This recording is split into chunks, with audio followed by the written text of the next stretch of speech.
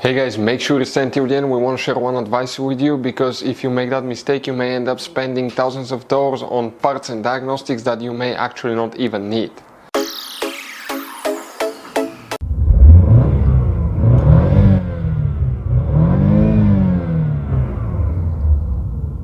Hey guys, welcome back to Electrical Car Repair Life. Thank you guys for watching and subscribing to the channel. Today will be super helpful video to any of you having a Dodge Charger, the generation here from year 2014 to year 2024.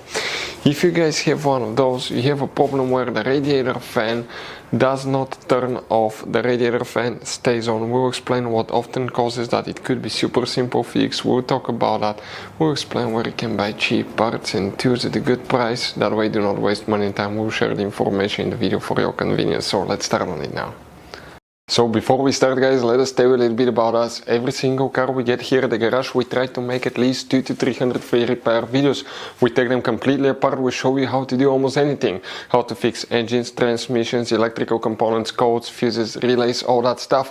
Why we guys do it? Because our mission in the shop is to save you as much money as we can. All we need in return, please subscribe to the channel, like the video, that way we can keep making these absolutely free videos for you. And if you want guys, please check out our YouTube channels. We have more than 15,000 free repair videos that can save you thousands of dollars in future repairs. Okay, so why a fan stays on and fan does not turn on guys? Multiple things can cause that. Now guys, number one thing that we see here at the garage is a relay, sticking relay. We'll talk about that. So first we need to check fuses, relays. We'll explain why. So we're going to go ahead and open the hood. Open the hood, and when you face the engine, facing the engine on the left side, that's the passenger side, you may have a V6, V8, it should work for both. You have a radiator, you have the fuse box. Press the tabs together here, lift the cover up, and you're going to find a fuse box with a layout like this one here. Before we guys continue, let's explain quickly why it's always a good idea to test fuses and relays. It is guys very important to test fuses and relays. On those fuses you cannot clearly see if they're burnt or not, especially you can see in the J-case fuses as well. And if you guys assume, okay, let's say you remove a fuse, you look at it and you assume guys that it's actually a good fuse, but it's actually a bad fuse. Sometimes you cannot clearly see that. What can easily happen guys at that point, you can put the bad fuse in and you start replacing parts and tools that you don't need to, so you lose your time, you lose your money to fix a problem that doesn't exist, when all we had to do is test the fuse and replace it. We'll put a link to a special video that will teach you how to test fuses, how to check relays very easily as well guys. So check it out, it will be in the description of the video below. So guys, here now, for the radiator fan, we need to guys check fuse number 2, fuse number 8. Those are very important fuses.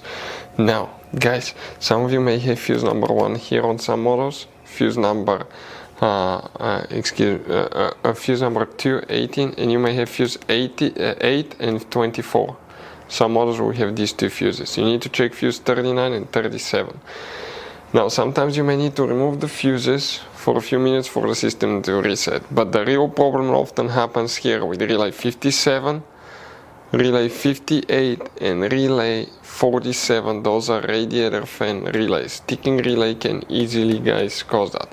Other things that we see here at the garage that can cause radiator fan not to work guys, okay, if you come on the engine cylinder head, okay, right here, that guys sensor, it's known as coolant temperature sensor. If that sensor is disconnected or if it's not working correctly, that can cause the radiator fan not to turn off. So if you want to see how to test coolant temperature sensor, we have multiple videos on our YouTube channels.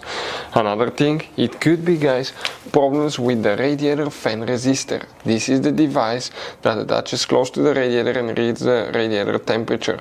So that one could be as well guys. We've seen that happen too. Another thing that we see guys is actually but that happened only a couple times, bad engine computer caused the radiator fan not to turn off.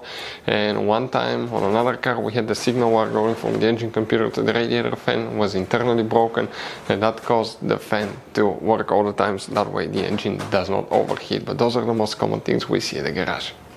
So this guy's dot charger has all kinds of different fuses and relays, different sizes, and those guys, okay, could be really hard to find, especially if you're in the middle of nowhere. One time we needed a replacement, we couldn't get one, we were stuck because we had to wait a few days to get a shipment. So we recommend to buy some spare fuses, relays, put guys some spare ones in the glove box for a peace of mind. We'll put a link in the description of the video below where you can get them at a good price, quick shipping, that way you do not waste money and time. Guys, thank you for watching, hopefully the video was helpful, and see you guys next time.